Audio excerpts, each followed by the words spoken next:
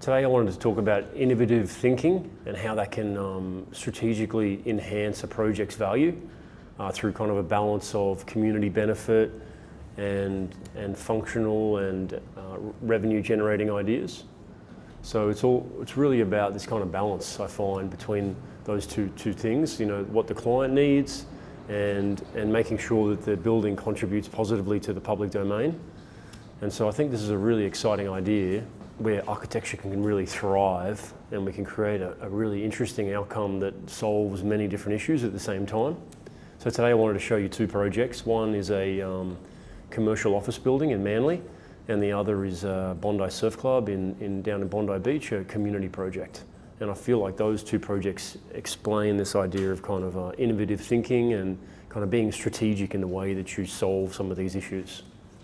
Yeah, the process of design is really interesting, and I find the clients react really positively when you have architecture models, something physical to show them, because it just allows them to understand much more clearly what the ideas are and how it actually manifests into a building. A lot of people don't necessarily know what a floor plan is, you know, or they can't necessarily understand what a floor plan is trying to describe. So I think communicating with clarity is really important when you're dealing with clients, when you're dealing with the community. And I find physical models have a really wonderful opportunity for potency and clarity. So often I'll use architecture models at the beginning of a project to communicate the idea and what the intent of a project is, the strategy for the project. Absolutely, yeah. So often, you know, we'll start off with some massing models that like at 1:1,000, very simple white card models that are made by hand. And then we'll move on to something that's more detailed. This is a 1:200 very detailed DA model, and so it's got solid timber in there, and there's some 3D printing, trees and people, and it's a very beautiful model, and that takes quite a lot of time. Kind of start the process with these very simple white card models, and those communicate very clearly, and then we step by step kind of advance along the way and add more and more detail. But I find like a really important part of architecture is actually to have a very clear big idea from the beginning, like a clear strategy that drives the entire project. And so I find these kind of massing models, the 1:1,000 models, really force you to think in a much bigger picture, in an overall kind of consideration of the city, because you're not getting lost in the details of what is the door, what's the handle. You're thinking about how does this building sit within that place and the unique character of that place. How do you respect the kind of architectural personality in that area and not kind of overwhelm it or dominate it, but actually be inspired by the unique character of that place and create a building that supports that. Yeah, I remember the very first meeting I had for Bondi Surf Club. It was very interesting. So, you know, we were in the main hall there, the 1934 building. It's a very beautiful hall. It's called the Hall of Champions, and it was with the board of management. So there was 6 or 7 people in the meeting, and some of them were sitting on the floor, you know, and I had these architecture models. Very informal kind of meeting, and so, you know, there wasn't an opportunity for a digital screen or, you know, really fancy presentation. It was kind of me and the models and these people interacting around these objects and trying to understand what a good strategy moving forward would be. You know, keeping it simple is always a really big positive. So, and then once you start to understand the logic of a project, the client starts to understand the logic of a project, they get on board.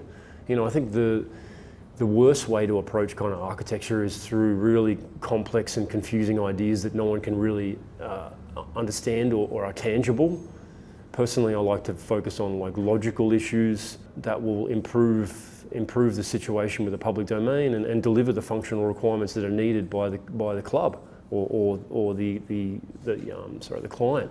Simplifying something into something that's very potent and clear is something I really enjoy doing. You know, I think for me, confusion is the enemy.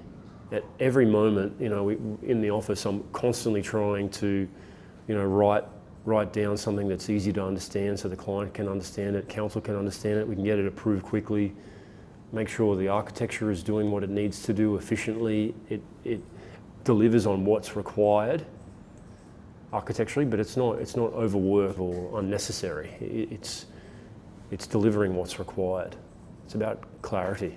Architecture is an ongoing process of research, and a really important skill as an architect is listening. And it's actually very difficult to do that because sometimes it can be quite confronting. You know, you receive feedback, it's not what you expected, it's not the direction you wanted to go, but you have to kind of pause and listen and take on that information and see if it can be used to benefit the project. And you know, through the process we had at Bondi Surf Club, we went out to many different community groups. You know, there was the Friends of the Pavilion, and then there was the North Bondi Precinct Committee, and there was the La Perouse Aboriginal Land Council, and then there was Heritage New South Wales, there was Waverley Council, there was Bondi Surf Club, and so lots and lots of meetings. And there's always a lot of information and knowledge that comes out of those. I remember quite an uncomfortable conversation about the roof actually for Bondi Surf Club. Originally, it was designed to be like lightweight and glass, like quite transparent. And Heritage New South Wales weren't comfortable with that. They wanted something that was more connected with the roof design of the pavilion, with Cordova terracotta tiles. And so that was kind of a moment of where I had to pause, listen to their feedback. It wasn't that they were explicit in saying we want a roof with terracotta tiles. They were just a little bit uncomfortable with this idea of the transparent glass roof. So I took a week or two and just thought about it and tried to think, what is the goal here? Like, what are we trying to, how are we going to achieve an outcome that everyone's happy with? And so in the end, we came up with this idea of a terracotta tile roof that had a very low pitch, a 5-degree pitch, which is the minimum allowable for water to kind of move off the roof. And so that achieved this kind of terracotta tile roof, but also a very modern, lightweight appearance. So it was kind of a balance between this idea of heritage and modernity. But also, of course, it's very functional, where it has these big overhangs that allow you to stand out on the terrace and be out of the rain and the sun with beautiful horizontal views out over the horizon.